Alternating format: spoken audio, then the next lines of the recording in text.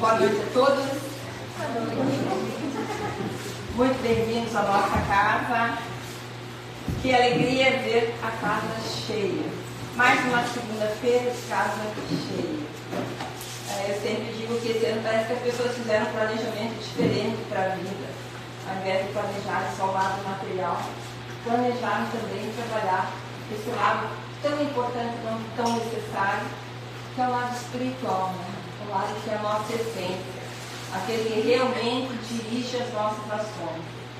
Que bom, todos sejamos bem-vindos e que ao entrar num templo, numa casa espírita, numa igreja, onde quer que seja que se trabalhe a espiritualidade, que a gente entre focada no bem, que a gente entre com a certeza de que não está só na caminhada, que os nossos amigos, nossos irmãos do alto estarão presentes para nos incluir, para nos acompanhar, para dizer: você não está sozinho.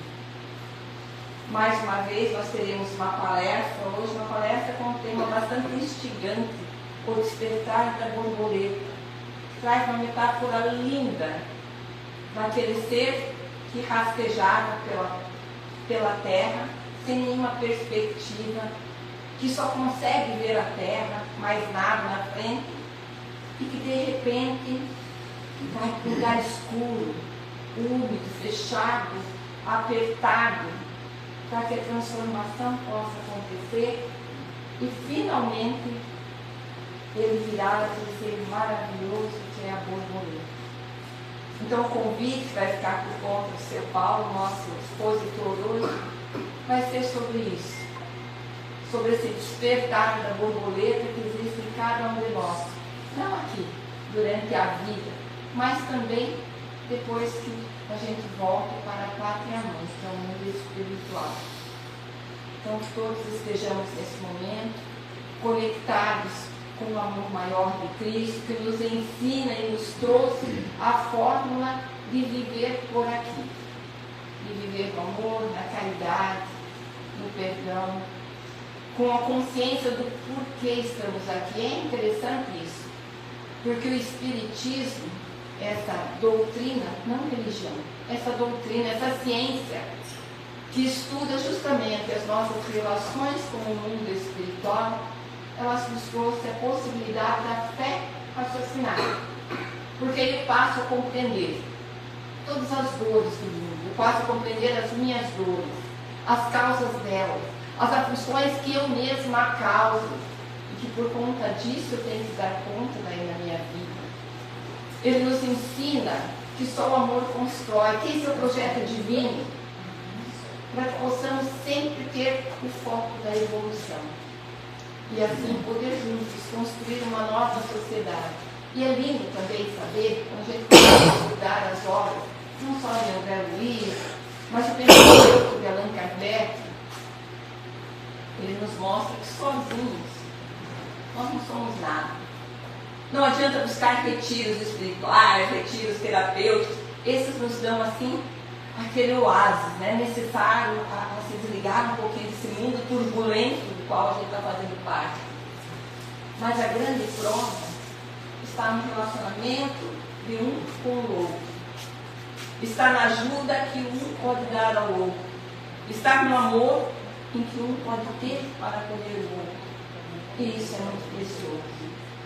Então, para que comecemos bem, a nossa agenda da casa já passou, mas não quero mais falar para aqueles que não chegaram a tempo, que segundas-feiras é dia de palestra e futuramente é dia de estudos, todos já estão convidados. Na terça-feira nós temos a noite de tratamento e cirurgia espiritual, que a gente pede para as pessoas se prepararem, não apenas no momento, mas durante todo o dia, sem ingerir carne, sem entrar em contendas desnecessárias, procurando sempre estar conectado com o bem maior, estar em oração, para se preparar para essa sintonia com os trabalhadores, o Dr. Bezerra de Menezes, o Dr. Fritz, que na amorosidade deles nos permite acontecer esse evento na casa. Na quarta-feira nós teremos estudos, estamos preparando algumas novidades para casa, e assim a gente segue com oportunidades para que cada vez que você esteja aqui possa haver a troca, não só do ensinar, mas principalmente do aprender. Sejam todos muito bem-vindos. Peço agora para a gente acalmar o coração, fiquem confortáveis na cadeira, fechem seus olhos. Como o tema hoje sobre o despertar da borboleta, onde você está? Você ainda é aquele ser rastejando, olhando só a terra, só aquela necessidade básica ali? Ou você já está naquele processo de mudança íntima, tão necessário para voar, para entender todos os propósitos, para entender o projeto divino?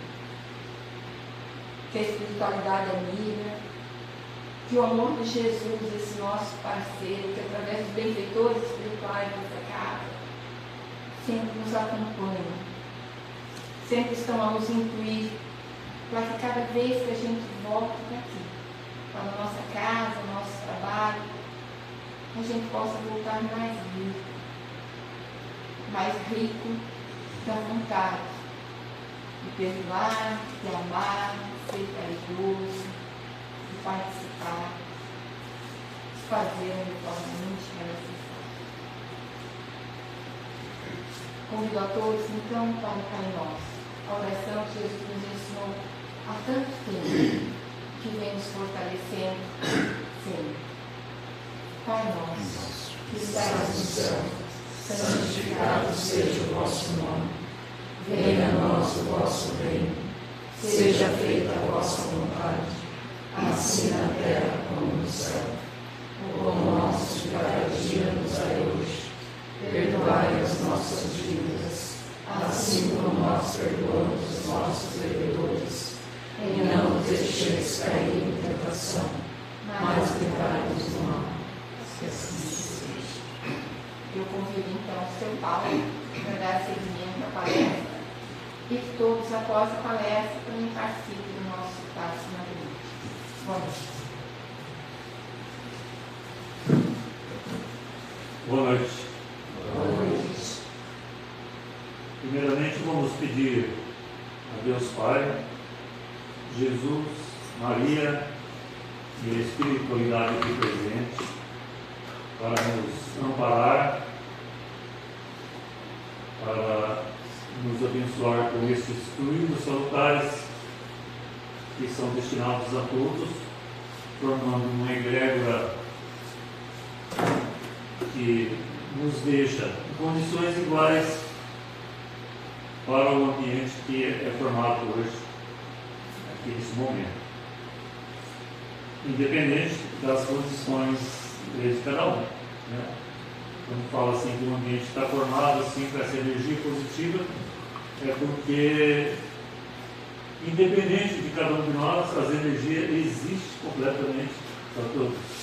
Né? Ela fica igual, eles formam uma egrégora muito bacana. E também eu quero transmitir essa energia positiva para aqueles que estão em suas casas, que é a apresentação também pelo Facebook, né? Então nós desejamos a todos que estão assistindo que se envolvam nessa vibração positiva emanadas por esta casa e por cada um de nós, dando essa força necessária que todos nós necessitamos. O despertar da borboleta, teve uma pessoa do grupo, uma semana atrás, que postou, se estiver presente, pode se identificar, postou, sabe, bom dia, boa tarde, postou essa figura, né, da uma borboleta, que na realidade é do ser humano, e eu sempre olhei isso aí e falei assim, nossa, dá uma inspiração para algo mais em cima de um tema desse, que é um renascer de vida, né? Aí o Roberto falou para mim se eu podia falar alguma coisa, assim, não tinha preparado nada, mas eu falei, olha, eu vou basear nesse tema. E realmente eu encontrei graças a Andressa, que copiou para mim tudo e colocou aqui, né? Seria isso eu não faria, né? Mas encontrei as palavras para a figura. Né? Então eu vou tentar passar a ideia para vocês, né? Mas é baseado em 1978, o espírito de André Luiz explicou no livro A Evolução em Dois Mundos, através de Chico Xavier, o processo de morrer. Eu vou usar muito essa palavra morrer, mas que fica própria da minha fala. O processo de morrer, comparando a metamorfose de uma borboleta. Então, eu vou ler a primeira explicação da imagem. Depois eu entro no tema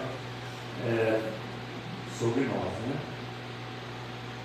Acompanhando de perto esse processo, fica mais fácil entender o que acontece a muitos pacientes em fase terminal, nesses momentos que antecedem a morte. Vou falar de morte hoje, muita gente não gosta, mas é um tema que, porque é pouco falado, eu resolvi falar. No estágio final da metamorfose, a lagarta começa a diminuir os seus movimentos até paralisá-los completamente.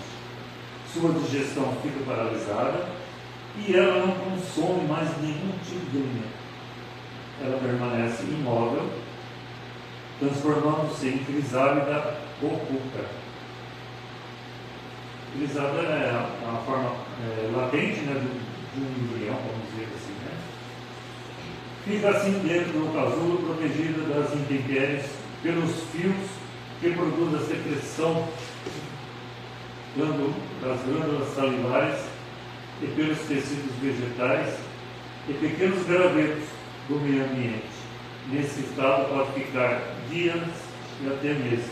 É onde ela constrói aquele casulo, né? Aí não está completo ali, mas ela forma um casulo através dos gravetos, tecidos e a saliva. Na posição de crisálida, o organismo da lagarta sofre modificações consideráveis, como a destruição de determinados tecidos e, ao mesmo tempo, a elaboração de órgãos novos, e o sistema digestivo e muscular sofre alterações de cunho degenerativo, reconstruindo-se depois em bases novas. Nessa reconstrução, formam-se um novo orifício bucal e trompas de sucção e os músculos estriados são substituídos por órgãos novos. Assim, um belo dia, uma linda borboleta deixa o casulo. Essa aí é a explicação do que nós estamos vendo ali. E a partir do casulo, no final, forma uma linda borboleta, uma transformação, né, com várias explicações. Mas uma explicação mais básica é assim: do casulo surgiu uma borboleta. Linda, né? Vamos falar de nós agora. Na morte física, a alma humana passa por um processo semelhante. Com o esgotamento da força vital, em virtude da idade avançada, da enfermidade, ou por algum outro fator destrutivo externo, declinam-se as forças fisiológicas, paralisam-se os movimentos corpóreos e o paciente em estado terminal não mais tolera a alimentação. A imobilização lembra o estágio de pupa ou crisálida da borboleta. Comparação aqui, né, identifica um com o outro. E assim, como a lagarta produz filamentos com que se envolve no casulo, também a alma se envolve com os fios dos próprios pensamentos. Veja como é que as coisas modificam, né? Os próprios pensamentos que nós carregamos formam os fios de um casulo próprio, vamos dizer assim, né? Nesta fase, há o predomínio das forças mentais, tecido com as próprias ideias reflexas dominantes do espírito, estabelecendo-se estado de crisálida por um período que varia entre minutos, horas, dias, meses ou decênios. Veja bem como é o ser humano. Por isso que a condição de uma casa espírita é importante, justamente que nós trabalhamos estes estados espirituais. São pessoas que morreram, mas ainda estão no casulo, né? Desencarnam. Seguindo então, com a morte há a destruição dos tecidos corpóreos e ao mesmo tempo uma reconstrução de alguns tecidos do corpo espiritual ou envoltório sutil. Este é em tudo semelhante ao corpo físico, só que construído de um outro tipo de matéria ainda desconhecido da ciência. Eu acho que nessa época dessa manifestação, o livro foi feito em 58, ainda não havia assim o comentário sobre o perispírito, creio eu, para eles citarem assim, né? Desconhecidos da ciência, que serve de vestimenta ao espírito na outra dimensão da vida. Assim, durante o processo do morrer, a elaboração de órgãos novos, resultantes de grandes alterações do sistema digestivo e muscular, além de outras modificações do sistema circulatório, nervoso ou genésico. Deste modo, órgãos novos recompõem esse envoltório sutil, tornando-o um tanto diferente do corpo físico, embora na aparência sejam idênticos, por serem exatamente tão similares que os médiums videntes descrevem os chamados mortos, tal como se apresentam durante a existência física. Então eu identifiquei isso aí como o próprio espírito. Nós, hoje atualizados, nós damos essa definição para o perispírito.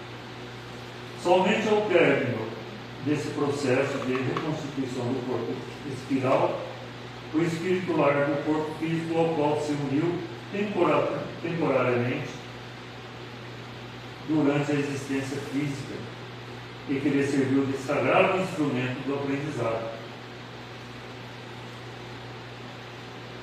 Como se vê, morrer é fácil, mas o processo da desencarnação é mais difícil.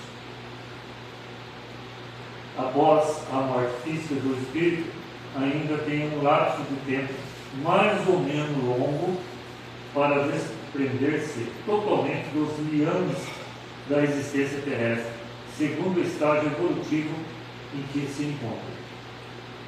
Outro caso também, que muitas pessoas falam assim, morreu, passou para o lado de lá, acabou.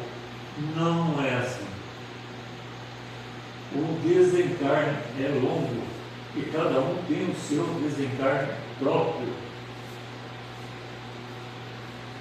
Como é que fala aqui? Às vezes o tempo é muito longo, às vezes é rápido, mas é longo, né? E esse lapso de tempo o espírito ainda tem, mas conforme a sua projeção do outro lado se torna difícil.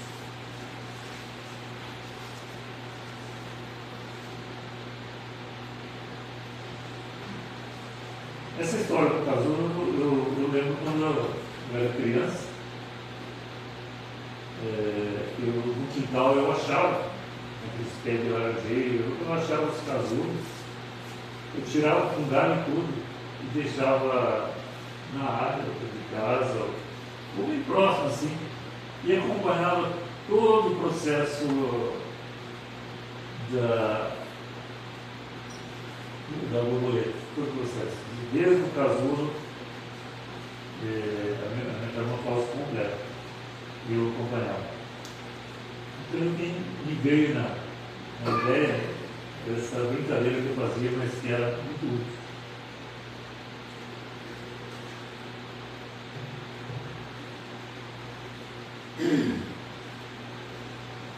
Então vamos lá. A hora final. O que passa no momento da morte? Como se desprende o espírito do corpo material? Quais as impressões, as sensações que podemos ter nesta hora? Para onde iremos após o desenlace da matéria? Por que temos tanto medo da morte? Então são os questionamentos.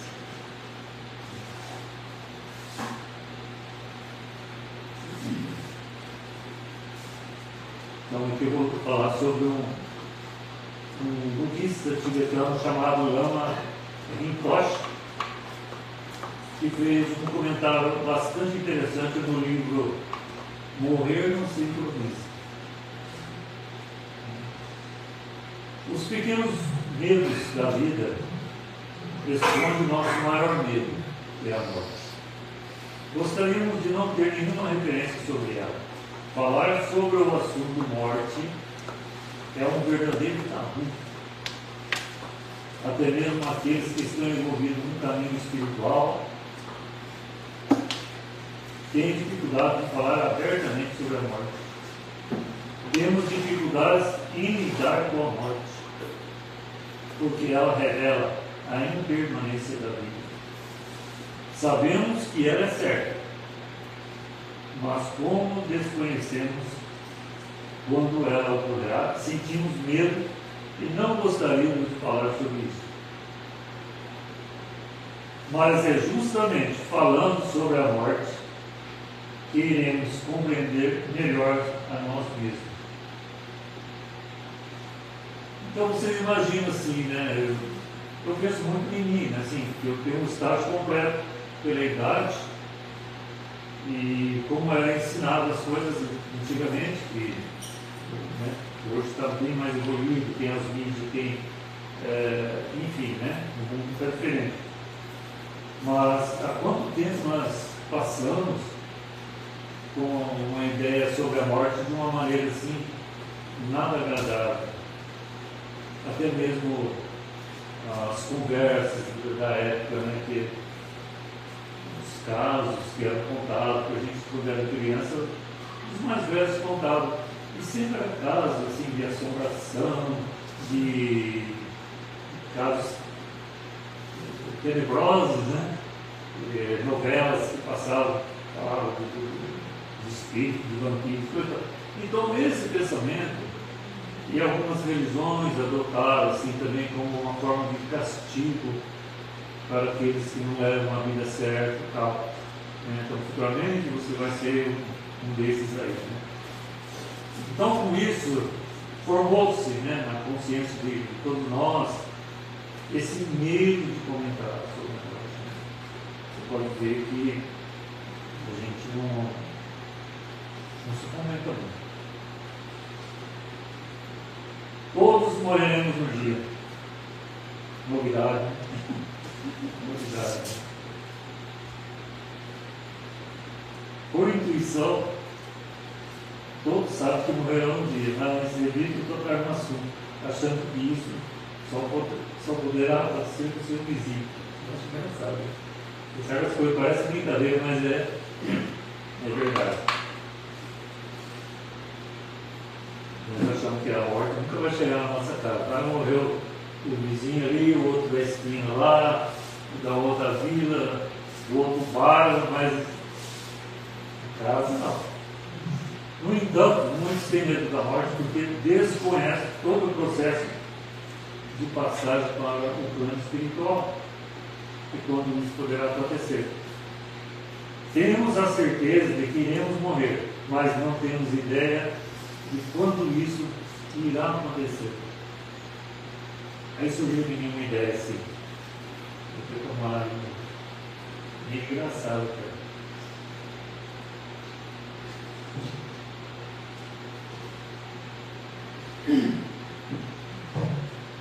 Surgiu ideia assim, já pensou se nós soubéssemos o dia da nossa morte? Eu fico imaginando assim, como seriam os comentários nos grupinhos de amizades? Como seria você sabendo, né? Algum ia comemorar porque faltavam poucos dias, o outro estaria preocupado assim, nossa, eu nem terminei minha casa. Ter os filhos aí, né? Outros pensando assim, acho que eu nem vou terminar meu curso de medicina, da faculdade, acho que eu vou sair da faculdade. Porque já pensou, eu vou terminar a faculdade e já está próximo. Então, seria assim, esquisito mesmo se nós soubéssemos o dia do nosso desencarne. Por isso Deus fez tudo certinho, né? E você não sabendo, você não vai ter essa preocupação. Eu escolheria o 1º de abril, o dia da mentira. Esse dia nós vamos falar. Então era assim mesmo. O Espiritismo trouxe os devidos esclarecimentos, tirando as fantasias criadas por outras religiões, mostrando os mistérios para o retorno ao nosso verdadeiro lar, e que podemos encarar a morte com serenidade, nos dando as devidas informações de como podemos nos preparar para este momento. É o que nós estamos fazendo. A casa que oferece todas as condições para que você medita na questão da desencarnação. Quase todos os temas explicados por a nossa casa, pelas casas espíritas, envolvem a desencarnação. E isso nos prepara indiretamente para este momento. Mas que não é fácil, eu sei que não é. Mesmo os espíritas, nós temos um medo da morte, sim. Estamos preparados, falamos para outras pessoas, trabalhamos o tema tudo, mas ainda temos aquele receio de guardado de nós, acho que por falta de uma explicação melhor, mais cedo, né? Por isso que eu incentivo que deveria ter mais jovens sabendo sobre o Espiritismo. Eu comecei assim no espiritual. Eu já tinha uns 30 anos. Mas foi bom, não é problema.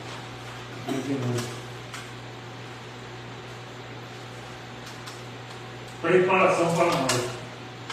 Será que a gente se prepara para a morte? Pensando assim de uma maneira. Será que eu vou preparar para a minha morte? Não sei, vou pensar diferente. Mas isso é uma coisa séria. Preparar para a morte.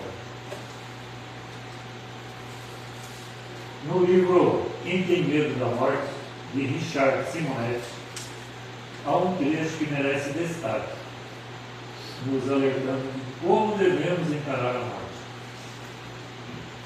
Então vamos lá. Compreensivo, pois, que nos preparemos, superando temores e dúvidas, inquietações e enganos, a fim de que, ao chegar nossa hora, estejamos habilitados a um retorno equilibrado e feliz. O primeiro passo nesse sentido é o de tirar da morte o aspecto fúnebre, mórbido, temível, sobrenatural. há condicionamentos milenares nesse sentido. Há pessoas que simplesmente recusam-se a conceber o falecimento de um familiar ou o seu próprio, transfere o assunto para um futuro remoto. Então, quando fala que há milênios que é falado sobre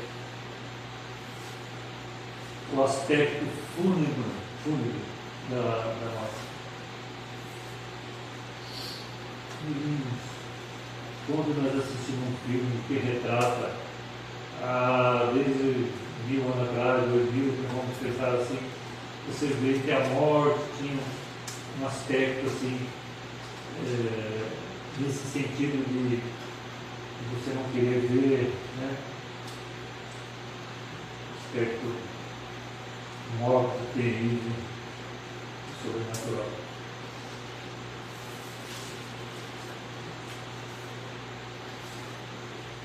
Então vocês veem assim que esse desconhecimento sobre a morte é muito grande. Se nós levarmos em conta a questão assim, e aonde se fala desses assuntos? Era no Espiritismo. As casas espíritas, os centros espíritas. No último levantamento do IBGE, por exemplo, que hoje já pode ter melhorado por causa da mídia, né? Nós tínhamos 10% de espíritas no país. Esses 10% incluía todo o movimento espírita. Não era classificado Allan Kardec, todo o movimento espírita compunha-se 10%, ou a mais um pouco, vamos supor que hoje tenha 15%. Né?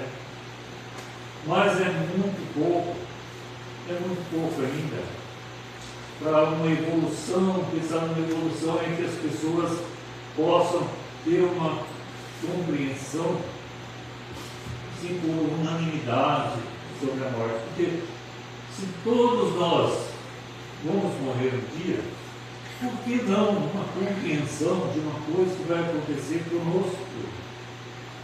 Não temos.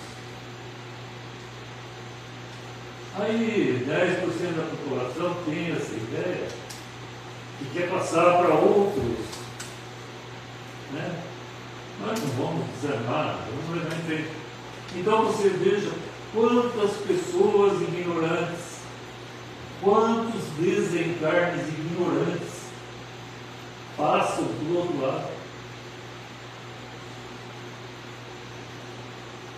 Quantos desencarnes a pessoa não sabe.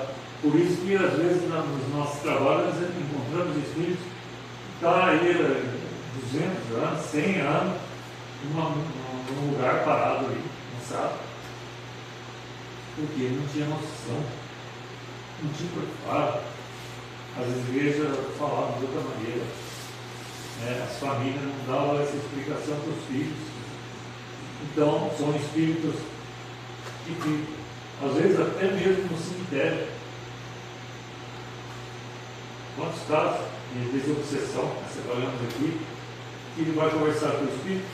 Não sei, nem sei quanto tempo estou aqui, 100 anos, 200 anos. Não sabe de onde veio, o que faz, não sabe nada. Por que isso? Porque não souberam nada sobre a morte antes de deixar o corpo nessa matéria aqui dessa terra.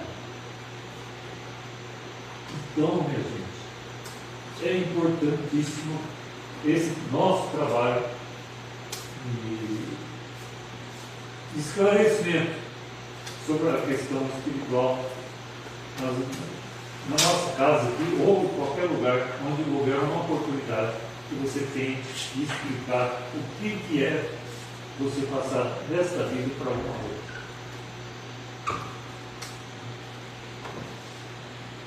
Então, vamos lá.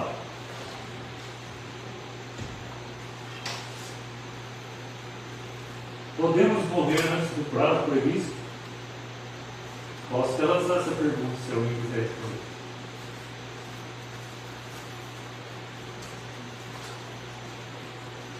nós já viemos o destino traçado, tem gente que não acredita em destino. Nós podemos alterar esse dia da morte, ou vocês acham que está programado que nós podemos de que desencarnar e falar assim, era a família vai falar, era o dia dele, chegou a hora, mas não é bem assim, né? Temos aquela falsa imagem de que tudo tem o seu dia, até para morrer. Só que na realidade ocorre justamente o contrário. A grande maioria dos seres humanos não cumpre o que foi contratado. Veja bem, antes de sua encarnação, ele acaba voltando antes do tempo previsto ao plano espiritual, devido a diversos fatores.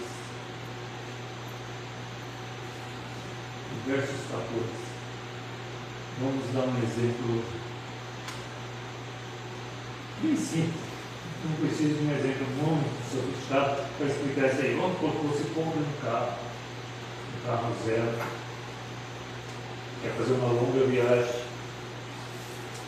Aí tem as especificações do fabricante, da revenda. Olha, você vai trocar óleo 10 mil quilômetros, você vai manter os pneus calibrados corretamente, conforme a carga, você vai usar o motor de acordo com a velocidade da estrada, você não vai fazer isso, não vai fazer aquilo, né? Trocar óleo de freio, enfim, enche o tanque e viaja. Aí o que acontece? Dependendo da cabeça. O pessoal põe roda diferente, o pessoal rebaixa um pouco mais, o pessoal troca o tipo de combustível, canta pneu nas curvas e outras atrocidades que nem precisa explicar o que acontece, que a gente vê por aí essa doidura toda. O que vai acontecer? Aquele destino que estava programado, sair com o tanque cheio e chegar, não vai dar. Talvez o carro não chegue no destino, porque você não cumpriu as determinações que foram combinadas do revisor. E assim somos nós. Quantas palestras nós assistimos aqui que fala que quando nós viemos na condição de reencarnante, quando nós viemos na condição do novo reencarne aqui neste mundo terreno, nós nos sujeitamos a passar o que foi combinado. Alguns faltando um membro do corpo, outros cegos, outros sem algum membro, o qual às vezes foi motivo de suicídio, né? Então, se você suicidou usando as suas mãos, você já vem sem mãos, enfim, não precisa me alongar nisso aí. Aí o que acontece? O espírito, depois que está aqui, não concorda. Ele não concorda. Ele, não pode ser assim. Ou ele tenta sair rápido, porque não é aquilo que ele não vai suportar, que ele concordou, e ele sai rápido através até mesmo do suicídio, ele não suporta. Ou ele não faz nada do que foi falado e parte para uma outra condição do corpo físico. O que vai acontecer? O período que foi estabelecido não vai dar certo. Não vai dar certo. E eu vou explicar para vocês.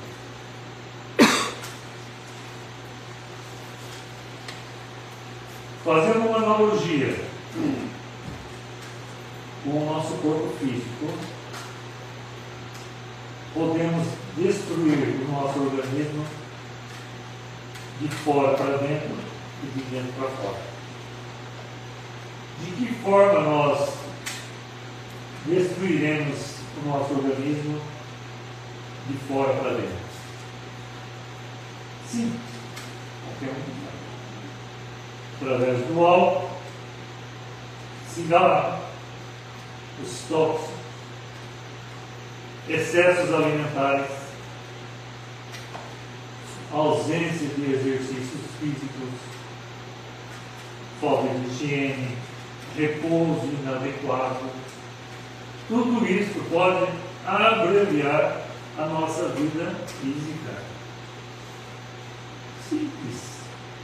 Simples assim. Os exageros. E os extremos.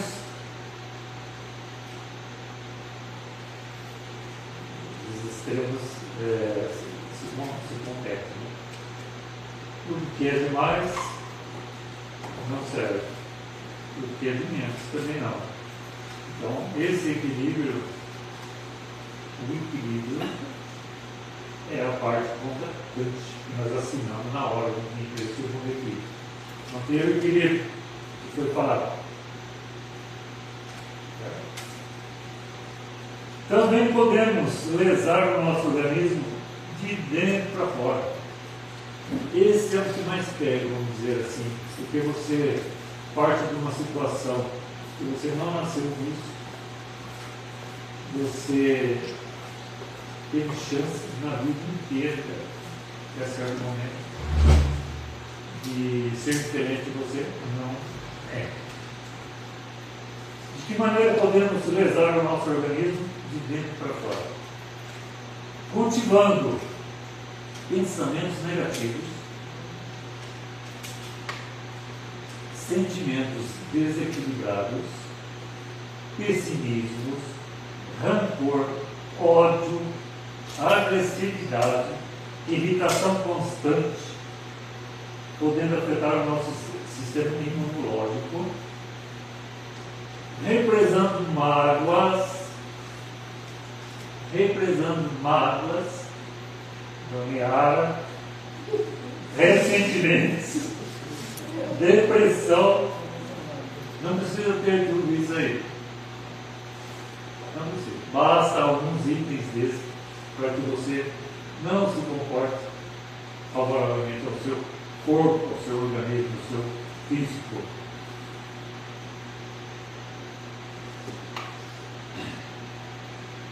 O que vai acontecer?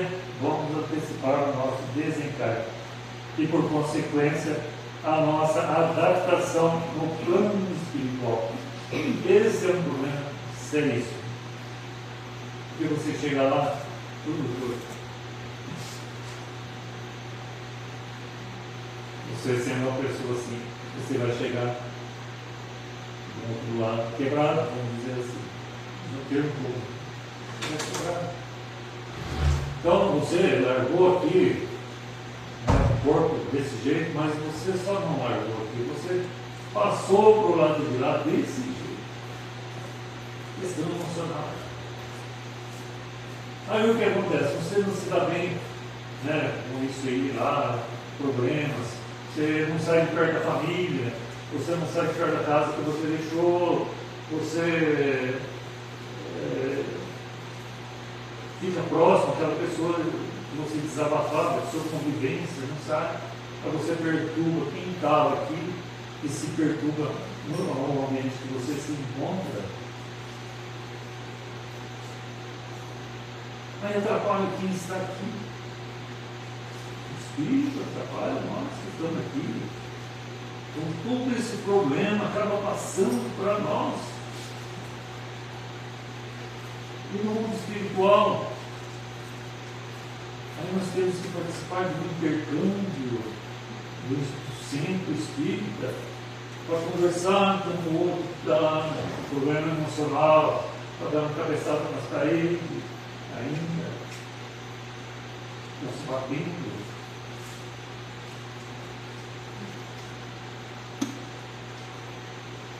Trabalho nosso.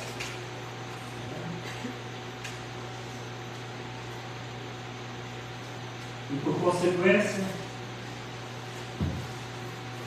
sendo considerado um caso até de suicídio, onde teremos que responder pelos prejuízos causados ao nosso corpo. Quem fala nosso corpo, mas o corpo não é nosso. O corpo que nós usamos não é nosso.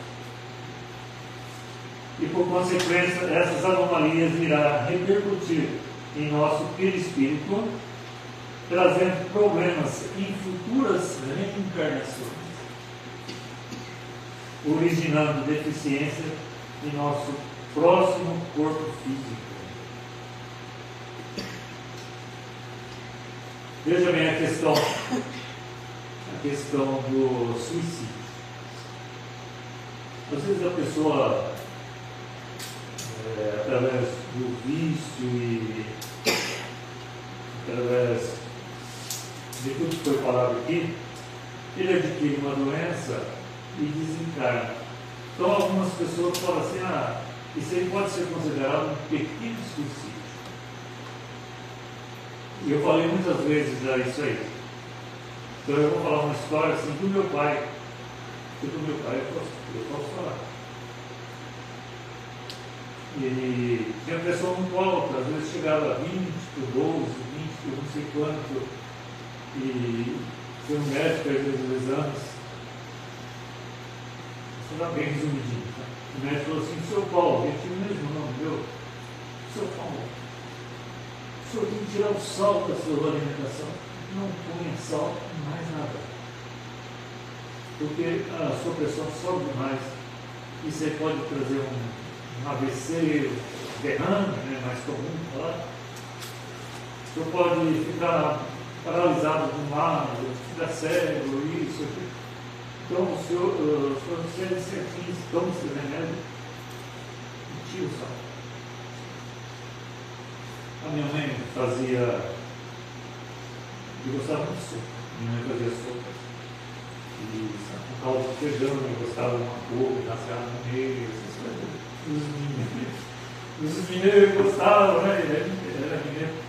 E ele, a minha mãe descuidava, ele ia no saleiro, enchia a mão de sal e mas tá. A pressão dele no dia que foi socorrido chegou a 23 por 11, coisa e tal, e ele deu certinho o que o médico falou. Deu uma AVC, ficou cego, paralisou um lado dele. Não falava, né? Aí passou mais um mês e pouco, veio um outro, assim foi o desencarne dele. Em muitos lugares que eu pude falar, eu falava que foi um pequeno suicídio. Ele era saudável, ele era jogador de futebol, era saudável, não tinha nada, não sentia dor de cabeça nem nada. Não, um pequeno suicídio. Não é pequeno. Não é pequeno. Ele transgrediu uma orientação, enfim, talvez pela ignorância, tem muitos jogos de cintura nisso aí, mas acontece muito, não é muito. Nós conversamos com as pessoas, nós aprendemos com as pessoas, tem muitos casos assim. As pessoas não se cuidam. E do espiritual leva ao físico. Do espiritual leva ao físico. Bom, eu vou para casa na hora, né? Mas eu vou fazer só um encerramento aqui.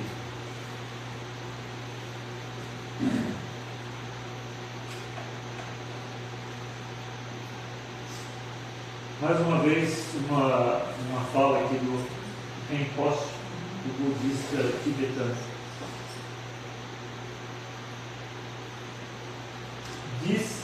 Ele disse que podemos nos preparar para a morte, assim como quem se prepara para uma viagem. Se nos prepararmos com antecedência, teremos mais chance de lembrar de tudo que queremos levar. Veja bem. Se nós nos prepararmos com antecedência para a nossa morte, aí podemos levar tudo o que queremos. E que não é uma bagagem física, né? Uma bagagem do nosso coração, do nosso íntimo, do nosso espírito, da nossa leveza espiritual. Não ter que subir escada pelo barril e descer morro, passar para o outro lado, no plano, né? Estabilidade, assim, de forma tranquila. Então, o que vocês querem levar quando partir? Tem uma pergunta ali. O que você quer levar quando partir? Deixa uma reflexão agora para cada um. Um minuto. O que eu quero levar quando partir? Se todo dia nós pensarmos nisso aí, em forma de oração, vocês vão ver que muita coisa você vai pensar de forma diferente na sua vida. Muito. Porque nós estamos acumulando coisas que você não pode levar, além de não poder levar, vai atrapalhar. Vai atrapalhar ainda. Sabe aquelas viagens que às vezes chega no avião, tem que devolver bagagem, isso, tá? Né? E além disso, você não vai voar porque o mau tempo, né, prejudicou e adiou a sua viagem. Então, além de não poder levar, vai te atrapalhar. Liane Camargo, jornalista especializada em assuntos espirituais, editora Abril. Morrer não se improvisa, dizem todas as linhas espirituais do mundo. Não se improvisa. Ou morre. Vou mandar uma xeral, uma segunda via da morte. Não tem como. Né? A preparação para o momento da morte acontece em cada instante de nossa existência. Por isso que eu perguntei, como é que é essa preparação? No dia a dia.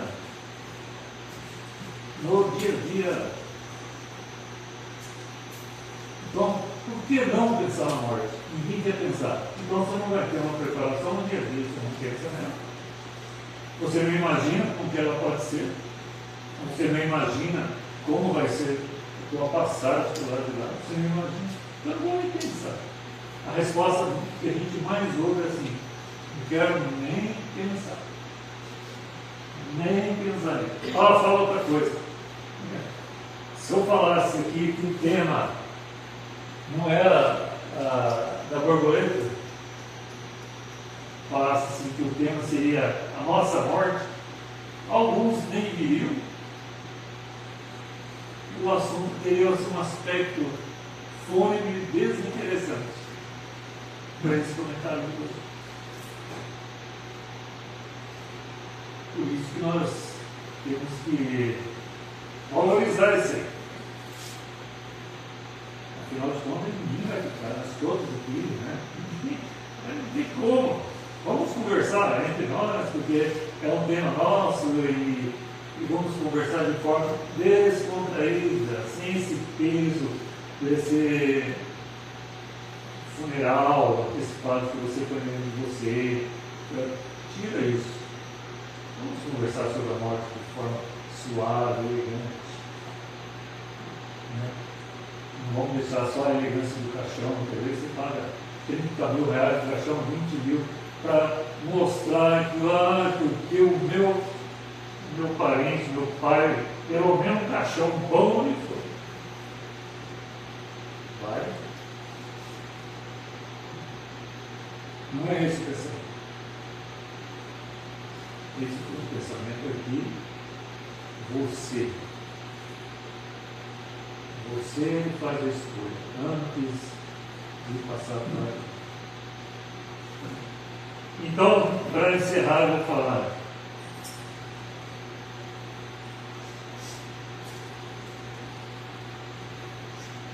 Concluindo aqui, é incrível, mas o viver condicionará o morrer. Né?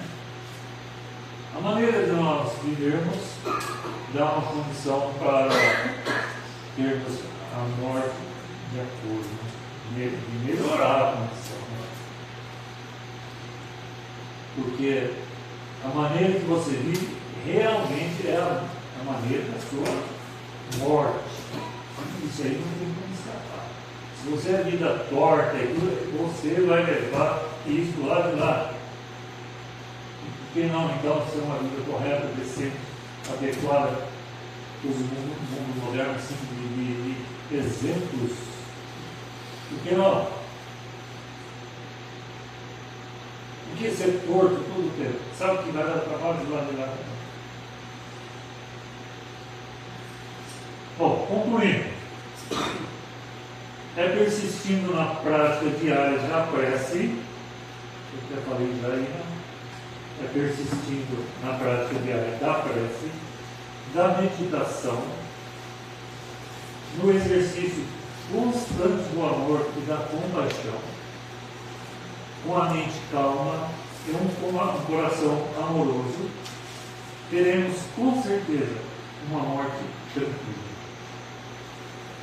Sabe aquelas pessoas que quando desencarnam, eles já se encontram na faixa vibratória do lado de lá, para onde ele vai? As pessoas, vamos dizer assim, as pessoas preparadas, né, para o desencarne. Elevá-la, né, na condição,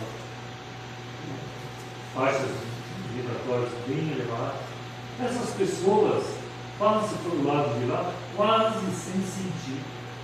Mesmo quem está perto percebe que foi um desencarne tranquilo, assim, na paz. Né? Isto você só encontra através da prece, da meditação e no exercício constante, aqui fala, constante do amor e da compaixão. Só assim você vai ficar em igualdade para passar deste mundo para o outro, de forma assim que somente dá um passo para lá você já se encontra onde você tem que ir. Isso é uma bênção, uma glória de Deus, você conseguir um estágio desse, em que não há diferença em termos de elevação espiritual neste mundo que você se encontra para o mundo que você vai. É louvável, é possível e podemos fazer. Obrigado. Boa noite.